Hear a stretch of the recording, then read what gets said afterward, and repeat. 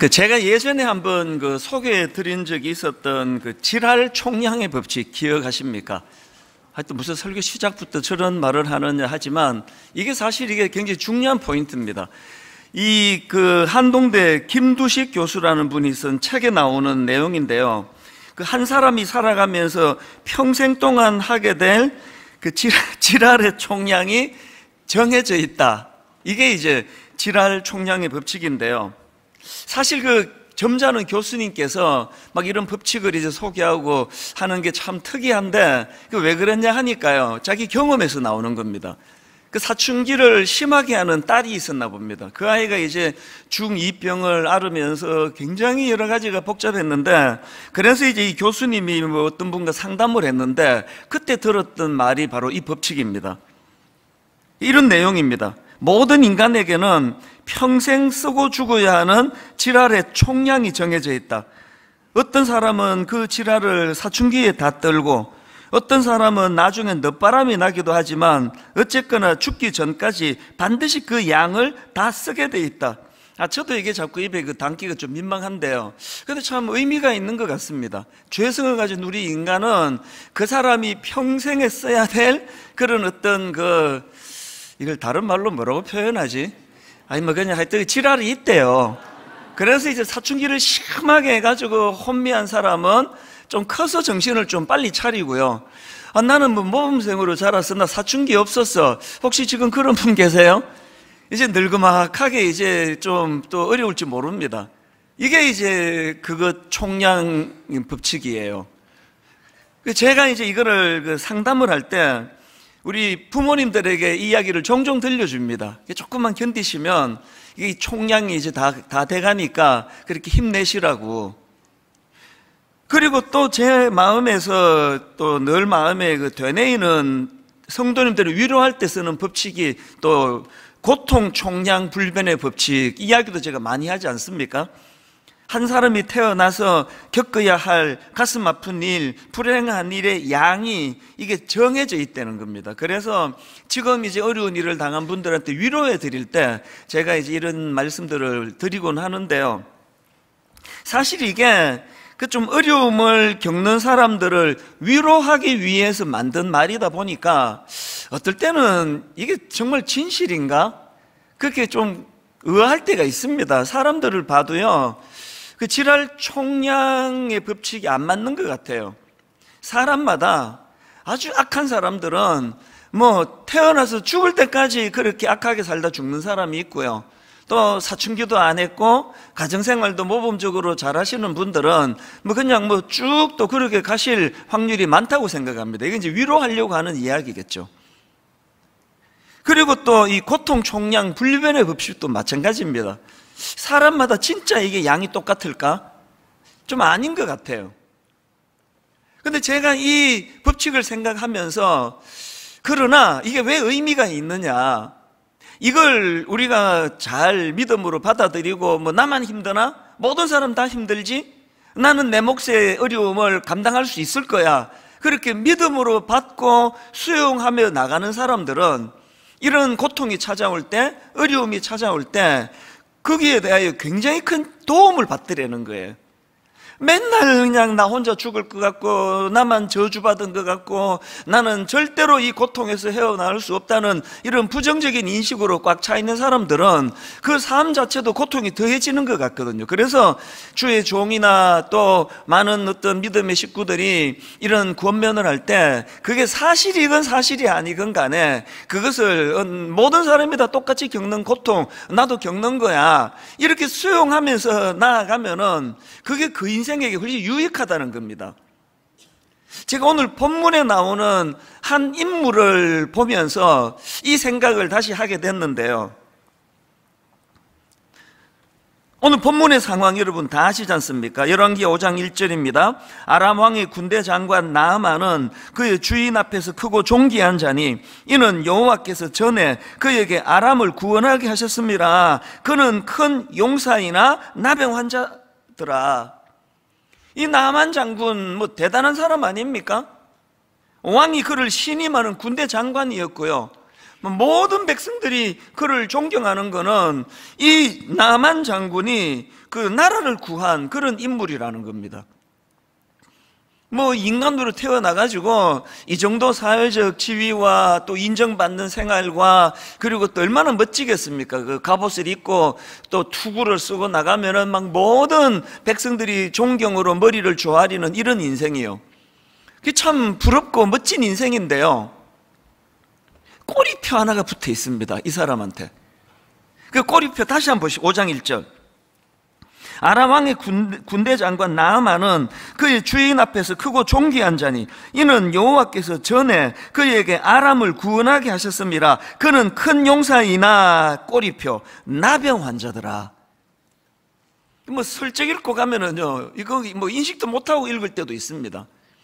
우리말 성경에는 이게 나와 있지 않은데요, 이게 히브리어로 보면은 이게 그러나라는 접속사가 있습니다. 그래서 이걸 원어에 가깝게 읽으시려면 그는 큰 용사였지만 그러나 그는 나병 환자더라. 참 이게 저희들에게 의미가 있는 게요, 그리고 저는 이런 생각을 해요. 나하만 장군은요, 성경에 나오는 수많은 인물들 중에 우리 현대인들과 가장 닮은 부분이 있는 인물이다. 그게 바로 그러나라는 꼬리표를 달고 있는 거. 우리도 마찬가지 아닙니까? 점잖게 양복으로 가리고 있고 목사라는 타이틀로 감추고 살아가지만 우리 모두에게는 예외 없이 그러나가 있습니다.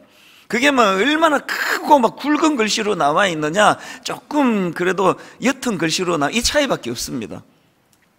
간혹 이제 너무나 그 당시로 인기를 누리고 있던 어느 탤런트가 자살을 했다, 그런 기사를 보면 저는 항상 나만이 생각이 나요. 이분도 화려한 갑옷과 투구 너머로 참 괴롭고 고뇌하는 우리가 모르는 뭐가 있었나 보다. 그러면 더 많이 이제 연민의 정이 생기죠. 여러분은 어떠세요? 여러분 지금 나는 그러나 꼬리표 없는데요, 내 인생은 시종일관 그냥 너무너무 행복하고 잘 나가고만 있는데요, 그런 분 혹시 계세요? 조금만 기다리세요. 곧 옵니다. 곧 와요. 안 올 수가 없습니다. 아니, 제가 저주하고 이런 게 아니고요, 팩트를 말씀드리는 거예요. 모든 인생에게 있어 따라붙는 건 이 그러나의 꼬리표예요. 그러나 그에게 치명적인, 그래서 갑옷으로 투구로 가리어서 백성들은 바라보지 못하지만 본인은 알고 있는 이 나병이라는 가슴 아픈 병을 가지고 이게 또 피부병 아닙니까?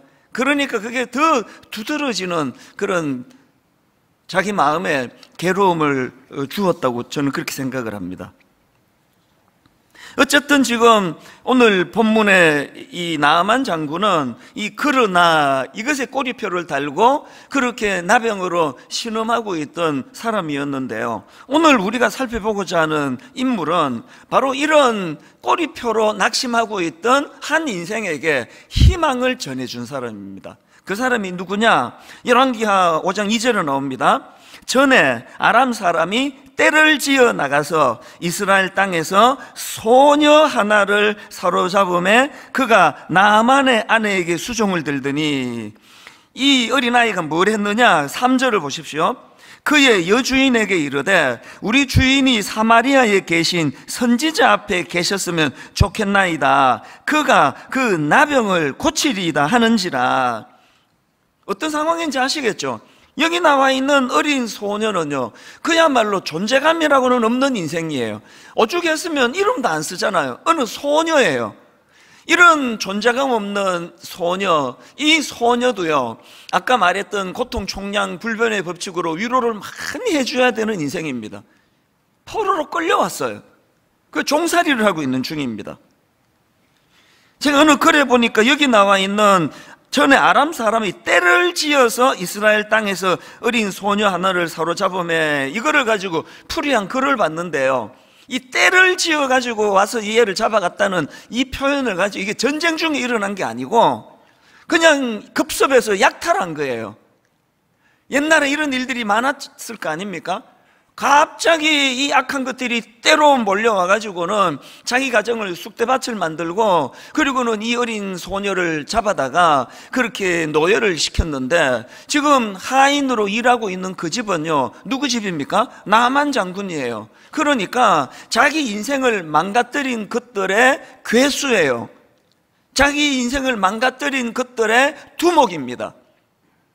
이 괴로움을 아시겠습니까? 그래서 지금 나만 장군의 아내의 시중을 드는 그런 일을 하고 있는 참 초라한 인생이었는데요. 그런데 이 소녀가 그 원수의 두목, 원수의 그 수괴라고 하는 나만 장군에게 상상하기 어려운 긍휼을 베푸는 겁니다. 3절을 다시 한번 보시겠습니까? 그의 여주인에게 이르되 우리 주인이 사마리아에 계신 선지자 앞에 계셨으면 좋겠나이다. 그가 나병을 고치리이다. 여러분, 이 어린 소녀의 이 한마디로 인해 가지고 나만 장군이 새로운 인생을 살게 되는 거 아닙니까? 예전에 제가 읽었던 글 하나가 잊혀지지가 않는데요. 용서란 군홧발에 짓밟힌 국화꽃이 그 군인에게 보내는 뭐 향기다, 뭐 이런 비슷한 표현이에요. 뭔지 아시겠죠? 지금 군인이 군홧발로 자기 꽃, 그 꽃을 꾹 밟았는데 그 꽃이 그 군홧발을 밟고 있는 그 병사에게 보내주는 향기, 이게 용서래요. 제가 이 어느 소녀, 이름도 없는 무명의 소녀를 보면서 그 생각이 나더라고요. 나만 장군은 자기 인생을 군홧발로 밟아버렸어요. 그런데 이 소녀는 그 군홧발로 자기 인생을 밟아버린 나만 장군에게 향기를 전해주고 있는 거예요. 이게 뭘 의미합니까? 내면의 상처가 치유됐다는 거 아닙니까? 용서가 이루어졌다는 거 아닙니까? 여러분, 용서는요, 상대방을 위한 게 아닙니다. 용서는 내 행복을 위한 거예요. 내가 저놈을 용서하지 않으면 절대로 내가 행복할 수 없겠기에, 그래서 할 수 없어서 하는 게 그게 용서인데, 예수 믿는 우리는 그렇게 억지로 하지 말고 그리스도의 사랑으로 더 선행적으로 하자, 이 차이예요.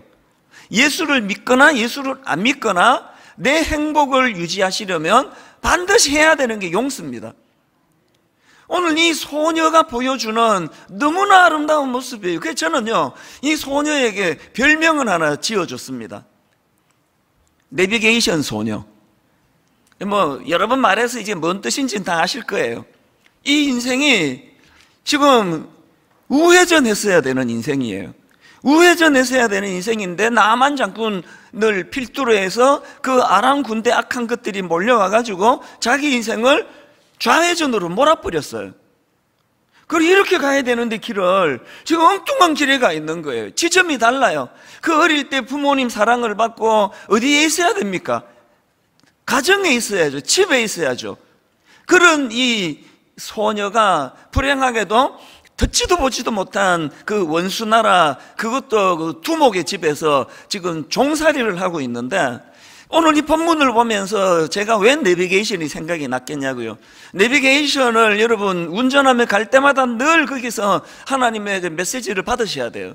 저는 진짜 은혜 많이 받습니다.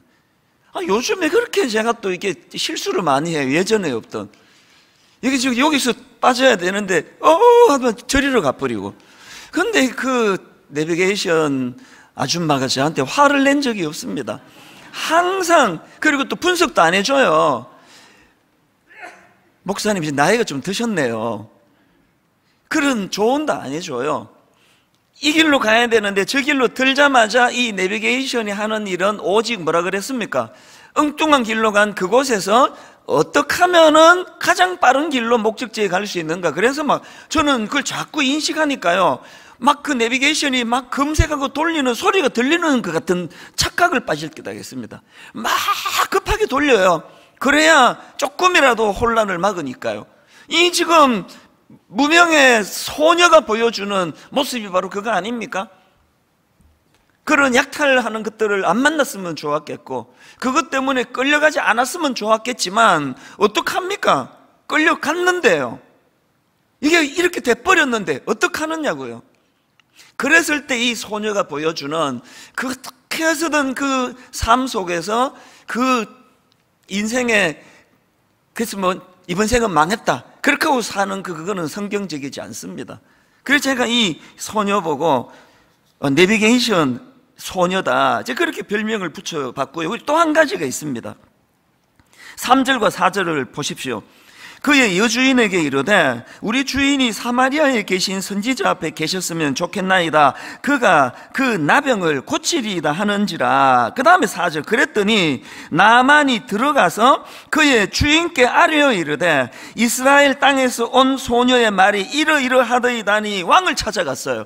이 3절과 4절 사이에는 생략된 많은 일이 있었겠죠. 먼저 이 소녀가 자기 여주인인 나만 장군의 부인한테 그런 얘기를 했겠죠. 그 이야기를 귀담아 듣고는 자기 남편에게 전해줬겠죠. 그리고 부부가 얼마나 긴 시간 대화를 했겠냐고요. 저 어린 말을 믿어도 돼? 저 어린애가 하는 말을 어떻게 믿고 우리가 일을 할 수 있겠냐? 여보, 내가 쟤를 데리고 일한 지가 얼마입니까? 제가 어려도요 허튼 말 하는 애가 아닙니다. 제 말은 믿을 수 있습니다. 뭐 속는 셈 치고 한번 해보자고요. 많은 대화가 오갔을 거예요. 그리고는 나만 장군이 왕을 찾아가서 아주 진지하게 이 문제를 지금 의논하는 게 이게 4절입니다. 나만이 들어가서 그의 주인께 아뢰어 이르되 이스라엘 땅에서 온 소녀의 말이 이러이러하더이다니, 그냥 어린애가 하는 말이라고, 혹은 얘가 뭐 그냥 평소에 뭐 그냥 거짓말을 달고 다니는 이런 애 같았으면은요 접수도 안 했을 거예요. 오늘 이 어린 소녀로 표현되는 이 아이에게 우리가 얻어야 되는 교훈이 뭐가 있겠습니까? 평소에 우리의 삶이 신뢰를 얻는 삶이에요. 저는 우리 그 목사님들한테, 그 개척하는 목사님들한테 많이 이야기해 줍니다. 서둘지 마세요.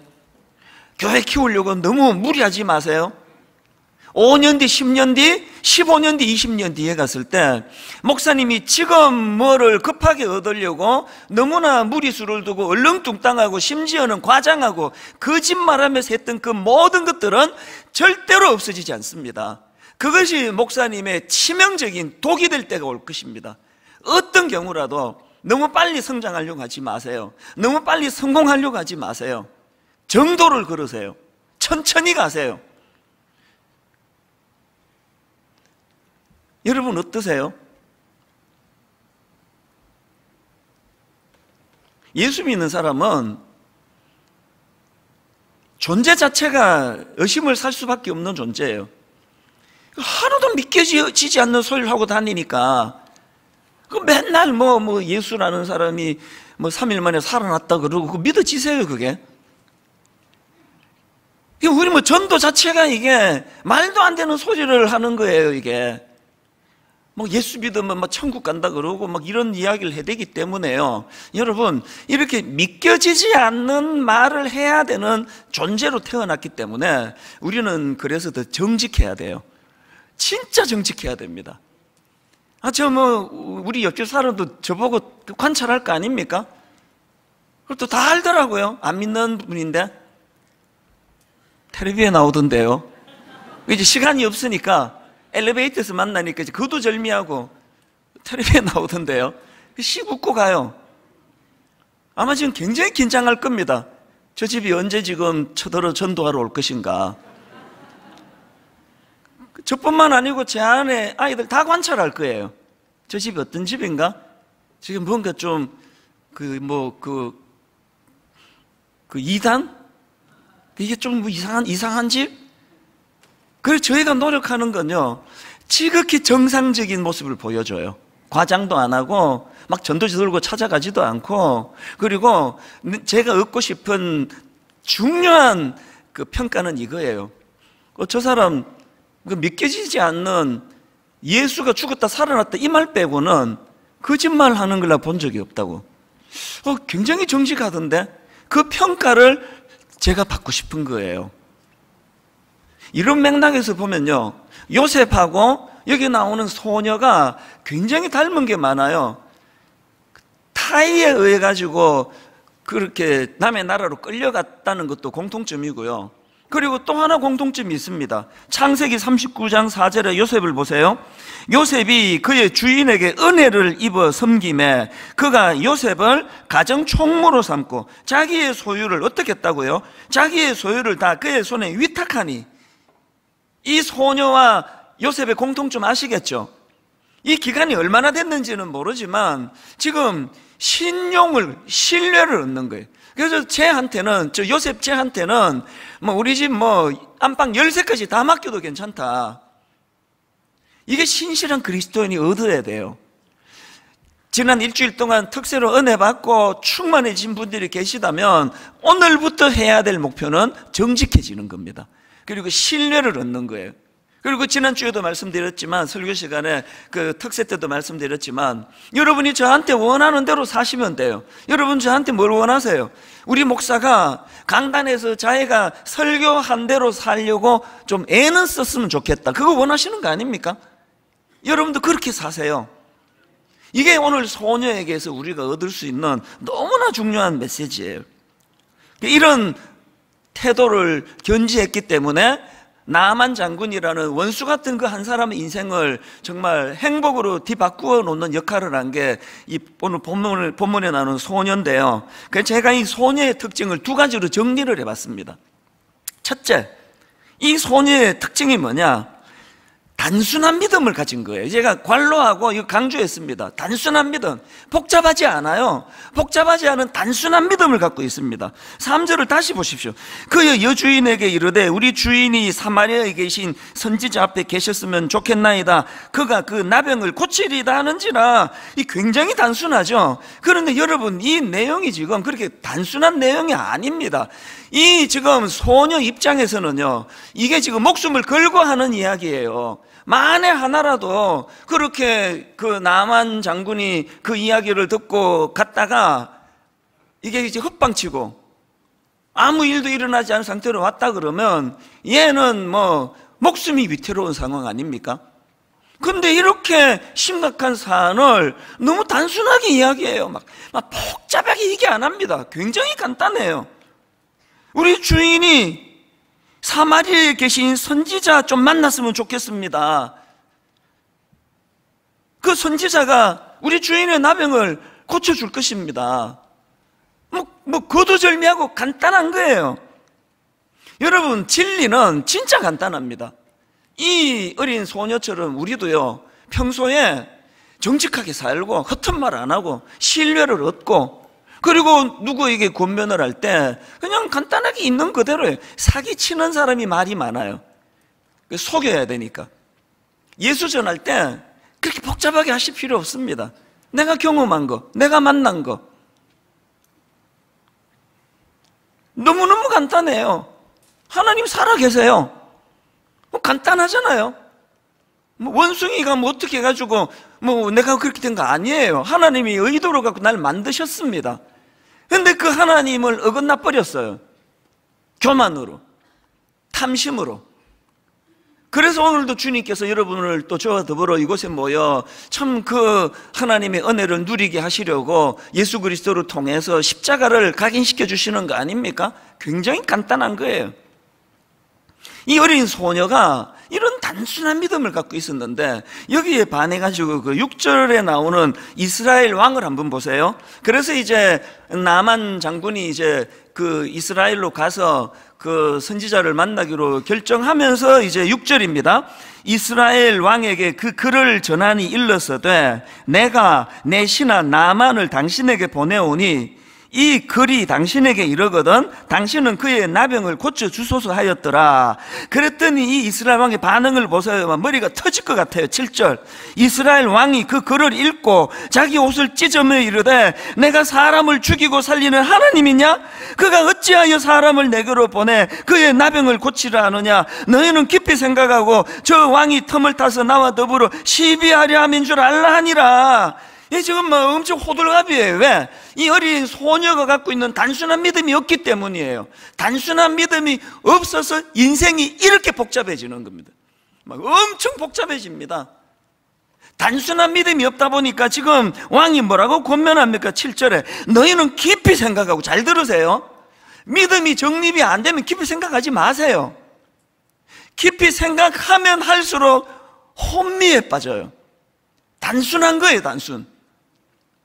1만 성도 파송 운동을 10년 전에 제가 하나님 앞에 약속을 드리고 10년 내내 몸부림쳤던 게 이거예요. 단순하기를 원합니다.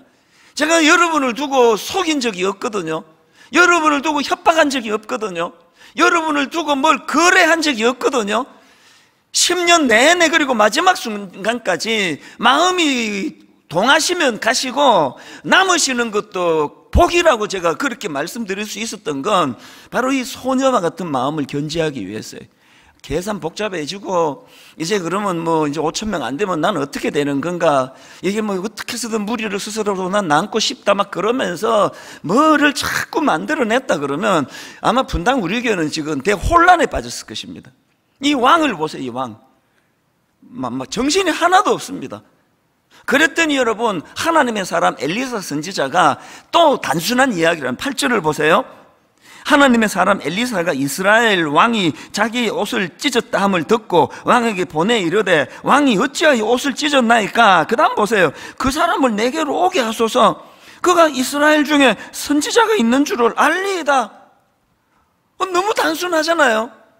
뭐 복잡한 게 없습니다. 엘리사가 갖고 있는 단순함이 뭐예요? 그 능력과 에너지가 자기에게서 나오는 것 같으면 계산이 복잡하죠. 이거 뭐 해낼 수 있나? 지난번에 다른 사람은 고쳤지만 이 사람은 내가 고칠 수 있나? 막 머리가 터질 것 같은데, 믿음의 사람은 단순해요. 왜? 그 능력의 원천이 자기로부터가 아니라 하나님으로부터 나오니까. 하나님께 매달려 기도하면 되니까. 더 의지하면 되니까.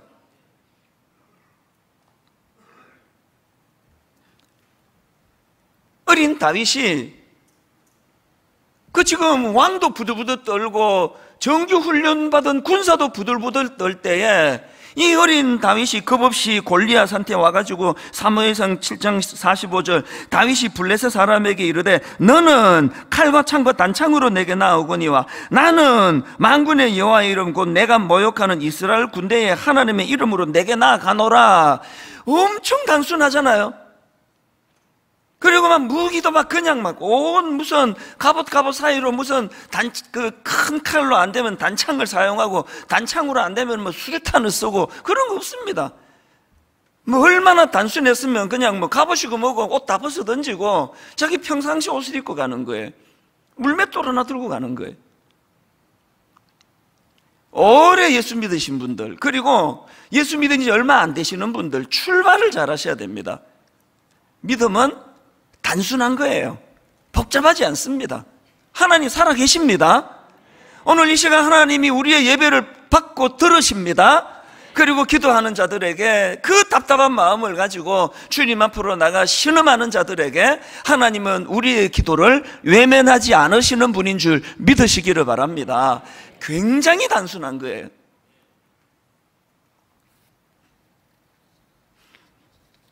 여러분 잘 아시는 베드로, 우리가 그 찬양, 아까도 제가 새벽부터 굉장히 마음에서 흥얼거렸던 거, 주님 나를 부르시니 두려움 없이 배에서 나아가리라. 주님 나를 부르시니 주님 내게 오라시니 주님 보고 계시기에 의심치 않고 바다를 걸어가리라. 그 배경 다 아시죠? 풍랑이 있는 바닷가에서요, 바다에서 예수님은 기도하러 따로 이 산으로 가시고 제자들끼리 지금 그 배를 타고 가다가 풍랑을 만났네요. 그리고 자기들은 고기 잡는 어부들이 대부분이니까 풍랑을 한두 번 만났습니까? 풍랑 만나는 게 자기들이 인생인데요. 그랬는데 안 되는 거예요. 그 밤새도록 돛을 이렇게도 돌리고 저렇게도 돌리고 바람으로도 돌리고 또 돛을 내렸다가 올렸다 5만 가지 애를 다 써도 안 되는 겁니다. 그렇게 밤새도록 그렇게 고생을 하고 있을 때 주님이 나타나셨어요. 그랬더니 다른 제자들은 더 떠네요. 유령이다 그러면서 주님 엄청 기분 나빴을 것 같아요. 유령이다 그러면서 막 부들부들 떠는데, 베드로가 유독 뭐라고 얘기했습니까? 마태복음 14장 28절. 베드로가 대답하여 이르되 주여 만일 주님이시거든 나를 명하사 물 위로 오라 하소서. 굉장히 단순해요. 이 단순함이 믿음에서 나온 거 아닙니까? 유령이다 그러는데 뭐 복잡한 거 없습니다. 뭐 유령이면 뭐 빠져 죽을 거고, 주님이시면 건져 주실 거고, 굉장한 단순한 믿음이었고, 여러분 이 어린 소녀의 단순한 믿음이 한 가지를 더 가져왔고, 이 베드로가 이렇게 단순하게 주님 앞으로 물 위로 뛰어들었을 때 그것이 능력으로 나타났던 비결이 있는데요, 이 어린 소녀의 단순함의 특징이 하나 더 있습니다. 두 번째가 도전정신이에요. 도전정신. 앞에서도 말씀드리지 않았습니까? 지금 자기 주인 나아만 장군한테 함부로 말할 거리가 아니에요. 이거 잘못했다가는 죽습니다. 그럼에도 불구하고 담대하게 그렇게 엘리사 선지자를 소개할 수 있었던 것은 단순하지만 뿌리 깊은 믿음, 단순하지만 확고하게 하나님의 살아계심과 하나님의 능력을 가진 사람들에게는 인생의 도전정신이 있는 거거든요. 아까 서두에서 말씀드렸잖아요.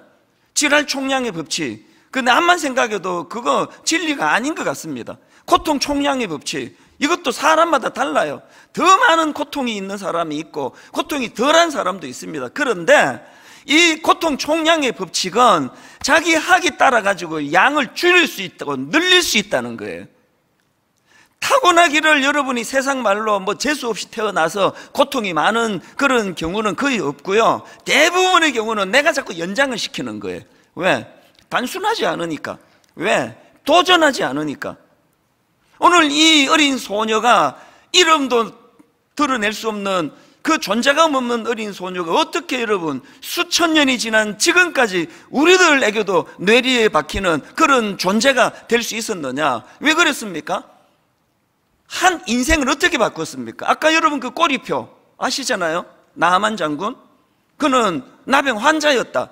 이거는 저주의, 절망의, 낙심의, 인생의 치명적인 꼬리표였는데, 오늘 여러분 이 어린 소녀가 그 한 인생에게 어떤 영향을 미쳤습니까? 그 꼬리표를 어떻게 바꿔줬습니까?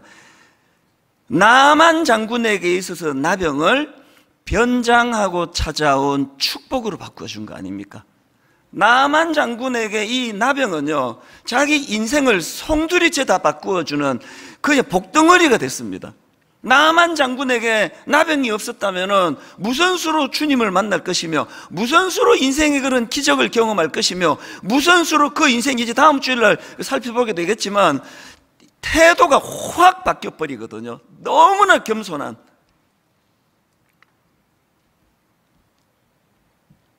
여러분이 먼저 단순한 믿음과 도전 정신을 가지고 여러분이 먼저 여러분 인생의 꼬리표로 붙어있는 그런 알을 변장하고 찾아온 축복으로 바꾸어 주시기를 바랍니다. 여러분 인생이 먼저 변장하고 찾아온 축복으로 나만의 나병 같은 우리의 가슴 아픈 것들을 바꾸어 주시고, 그리고 사명이 있습니다. 오늘 수많은 제2, 제3의 나만 장군이 너무너무 많은 이 시대에 여러분의 며느리에게, 여러분 그 시어머니에게, 친정엄마에게, 누구에게나 여러분 그 꼬리표처럼 저주처럼 붙어있는 그 사람 인생의 그런 알을 과감하게 떼주시는 역할을, 그런 일을 행하는 믿음의 성도님들 되시기를 바랍니다. 오늘 저는 지난 한 주간 그 특세를 정리하면서요, 여러분 무슨 사정이 있으셔가지고 이번 특세에 참여하지 못하신 분, 제가 여러분 정말 내가 좀 빌고 싶습니다. 홈페이지 들어오셔가지고요, 아니면 유튜브 가셔가지고요, 한 주 동안에 어떤 하나님의 역사가 일어났는지 제발 좀 한번 좀 그 살펴봐 주세요. 그 중에서 저는 지난 목요일 날이 계속 오늘 마음에 남는 겁니다. 지난 목요일 날 엘리사 선지자가 베푼 기적 중에서 어떤 일이 있었느냐, 너무 난감한 일을 당한 어느 여성이에요. 남편이 갑자기 죽었습니다. 그리고 그냥 겹친 데 덮친 격으로 집에 원래 빚이 많았나 봐. 이 남편이 빚을 많이 남기고 갔는지 어쨌는지, 그래서 이제 빚쟁이들이 그냥 남자도 없는 집에 들이닥쳐가지고 자기 두 아들을 끌고 노예시키려고 지금 끌고 가는 이런 상황에 너무 다급해서 엘리사 선지자를 찾았는데, 엘리사 선지자가 어떤 처방을 내립니까? 그릇을 준비할래? 그릇을 준비해 갖고 오라. 그리고 하는 말이 열왕기하 4장 3절입니다. 이르되 너는 밖에 나가서 모든 이웃에게 그릇을 빌리라. 빈 그릇을 빌리되 조금 빌리지 말고. 여러분, 이 단순한 명령 속에 엄청 도전을 받는 거예요. 한 번 인생의 전환 꿈꾸고 싶지 않으세요? 한 번 이 가난하고 빈곤한 우리 인생 철학도 빈곤하고 지식도 빈곤하고 인격도 빈곤하고 모든 게 빈곤한 우리 인생에 한번 큰 하나님의 은혜의 변화의 물꼬를 한번 경험해 보고 싶지 않으세요? 그릇을 준비해야 돼요. 그 그릇이 어떤 그릇입니까? 빈 그릇이에요. 그래서 생각 많이 하지 말라는 거예요. 그 이스라엘 왕처럼 복잡한 생각으로 내 심령을 다 채워버리면 거기에 하나님의 역사가 일어나기가 어렵거든요.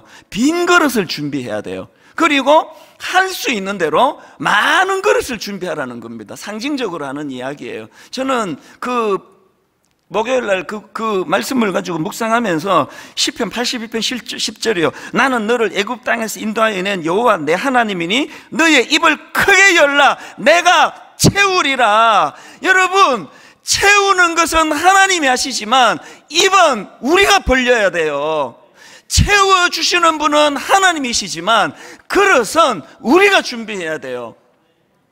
그릇 준비하라 그러면 좀 준비하면 되잖아요. 그 여인이 그날 그 엘리사 선지자가 명할 때 2박 3일 동안 들어앉아가지고 이 그릇을 갖고 뭘로 쓰려 그러지? 이 그릇 빌려갖고 이게 지금 뭐 도대체 왜 필요한 거야? 이러고 앉아 있었으면 아무 일도 일어난 거 아닙니까? 이 코미디 같죠? 여러분 지금 그렇게 살고 계세요. 여러분 지금 대부분의 믿음 없는 분들이 그렇게 살고 있는 거예요. 그냥 좀 단순하게 한번 순종해 보자고요. 좀 단순해질 수 없습니까? 너무 계산 많이 하지 말고 잔머리 굴리지 말고 이스라엘 왕처럼 지레짐작해서 떨지 말고. 오늘 여러분 우리 한번 이 찬양을 같이 부르시면서 정말 베드로와 같은 단순함, 여러분 그 인물 다 아시죠? 베드로 굉장히 단순한 사람이에요. 굉장히 단순한 성격이 베드로를 살리는 거 아닙니까? 그 유령이다 그렇게 하고 더 떨고 앉아있는 그 어떡하려고 그럽니까? 베드로를 뛰어내리는 거 아닙니까? 뭐 그리 복잡하게 생각하냐? 주님이시면 풍랑을 잠잠케 하시는 능력을 가지신 분이라면, 내가 물리를 걷도록 일하시는 분이라면 그러면 그분은 내 주님 아니시겠니? 단순한 거예요. 주님 나를 부르시니 두려움 없이 배에서 나아가리라. 단순한 거예요. 왜 뛰어내렸습니까? 주님 나를 부르시니까. 분당 우리 개척 왜 했습니까? 주님이 하라 그랬으니까요. 41살 10월 말에 옥하는 목사님을 통해서 뜬금없이 고등부하고 있는 저한테 교회 개척해라. 나 무슨 신부를 시키시는 줄 알고 갔다가, 그리고 얼마 뒤에 개척인지 아시죠? 바로 개척했습니다. 해놓고 생각하는 거예요. 나 이게 고등부만 했는데 어떡하지 이제?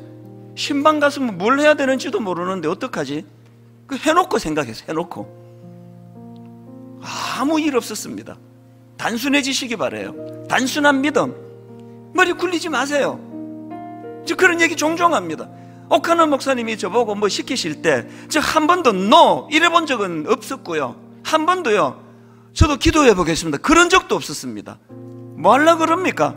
내가 보기에 그분은 진짜 종인데, 내가 보기에 그분은 진짜 사랑의 교회 담임 목사님이신데, 그분이 기도해보고 저한테 시켰는데 내가 또 복잡하게 뭐하러 또 확인하는 기도를 하겠냐고요. 단순한 거예요. 단순한 것에서 능력이 나오는 겁니다. 우리 한번 이 찬양 부를 동안에 하나님 앞에 내 인생의 오류는 어디에서부터 시작되는지를 한번 돌아보시기를 바랍니다. 같이 찬양하시겠습니다. 주님 나를 부르시니 주님 나를 부르시니 오라시니 두려움 없이 배에서 나아가리라. 여러분, 배에서 왜 나가야 되느냐고요? 간단합니다. 주님 나를 부르시니. 배에서 왜 나아갑니까? 주님 내게 오라시니. 주님 내게 오라시니 아주 간단합니다. 주님 보고 계시기에. 자기 혼자가 아니라는 거예요. 의심치 않고 바다를 걸어가리라.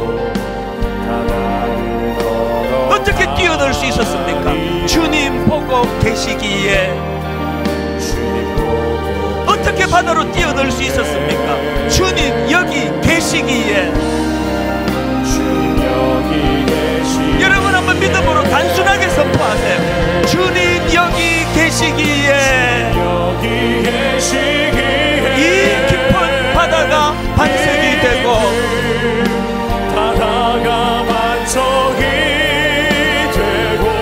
주님 여기 계시기에 반석 위를 내가 걸어가리라.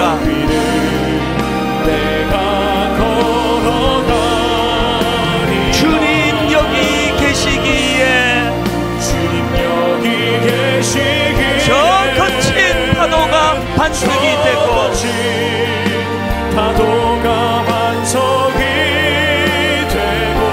주님 여기 계시기에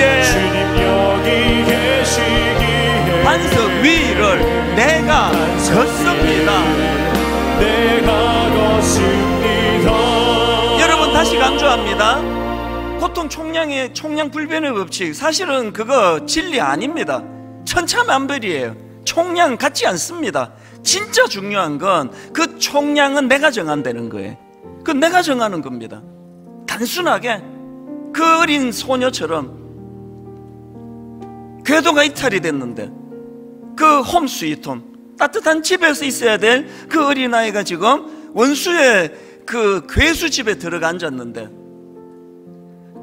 내비게이션, 여기서 내가 어떻게 하는 게 하나님께 영광이 되나?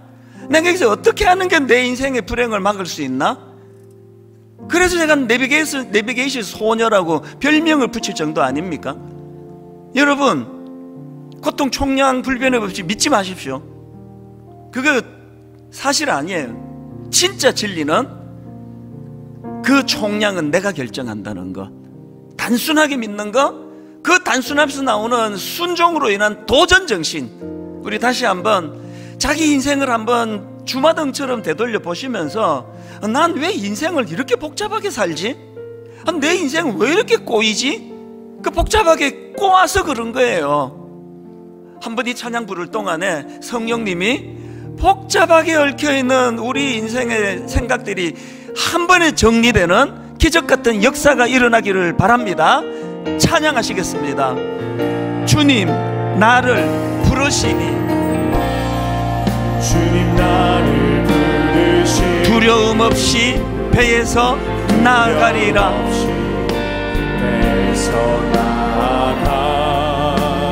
왜 나아갔다고요? 간단합니다. 주님 나를 부르시니. 왜 배에서 나아갑니까? 주님 내게 오라시니. 왜 배에서 뛰어내립니까? 주님 보고 계시기에. 의심치 않고 바다를 걸어가리라.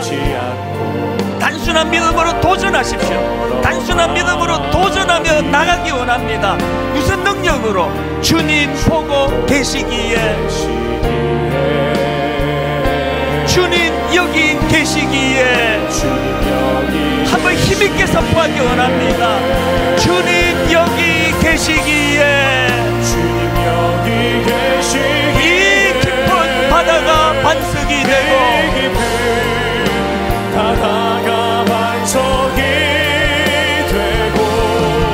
주님 여기 계시기에 반석 위를 내가 걸어가리라. 여러분 더 힘있게, 더 확신을 가지고 주님 여기 계시기에. 저 거친 파도가 반석이 되고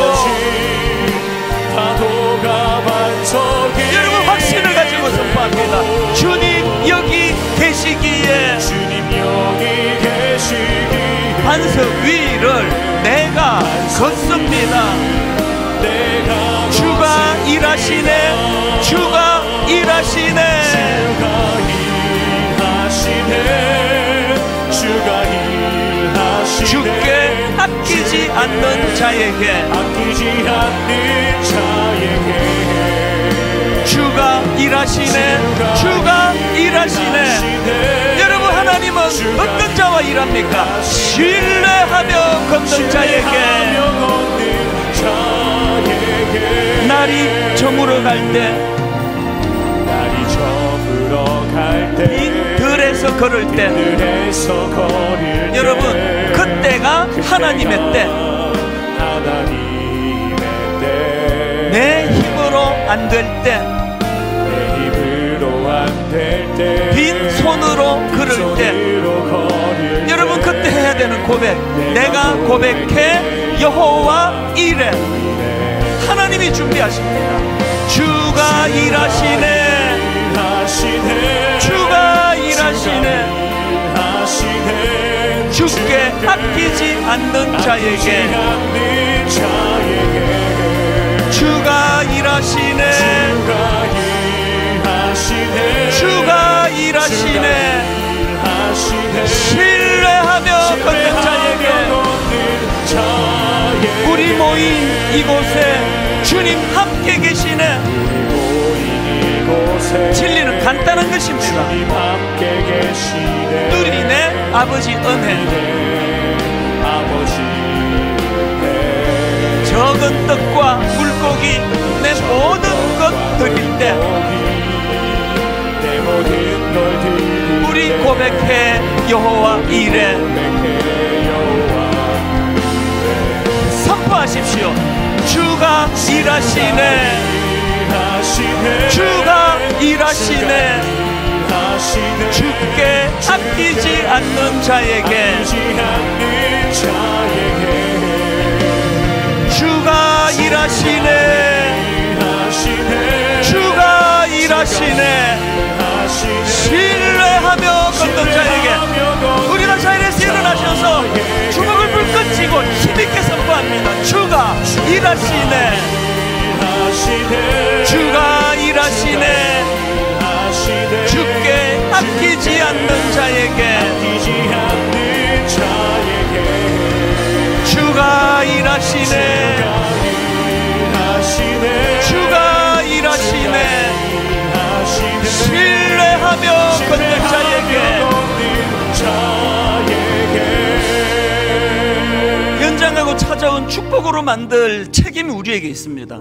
내 고통을 절망의 꼬리표 그러나가 아니라 이것이 내게 변장하고 찾아. 그래서 그 어린 소녀 때문에 나만 장군은 그에게 이 나병이 변장하고 찾아온 축복이 되어버렸습니다. 아버지, 우리 인생에도 우리 자녀들에게도 우리 가정에도 이런 일을 주시되 먼저 저에게 주시고 저를 통해서 이런 일이 일어나게 하여 주시옵소서. 통성으로 같이 합심해서 기도하시겠습니다. 살아계신 하나님 아버지, 하나님의 은혜를 이 시간 사모함에 같이 모였습니다. 하나님 아버지, 진리는 너무나 단순한데 하나님 살아계시고